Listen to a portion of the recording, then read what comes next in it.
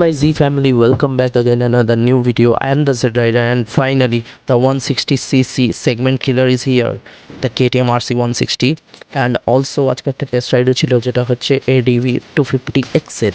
তো যাই হোক দুটো বাইকই টেস্ট রাইড নিয়েছি, অলসো আমি ডিউক 160টাও টেস্ট রাইড নিয়েছি অ্যান্ড ছোটো করে একটা কফি রাইড অফ হয়, ঠিক আছে। অ্যান্ড ফাইনালি সব দাদাদের সাথে থেকে টুগেদার অফ হয়। আর মোটামুটি আজকের দিনটা খুবই ভালো কাটলো। দুটো বাইকের টেস্ট রাইড নিয়েই যা বুঝলাম, দুটো নিজের সেগমেন্টের মধ্যে স্পিলার মেশিন, ঠিক আছে। যদি কেউ এটিভি লাভার হোক তো 250X or you can also try the 390X, ওর থেকে আরও বেটার।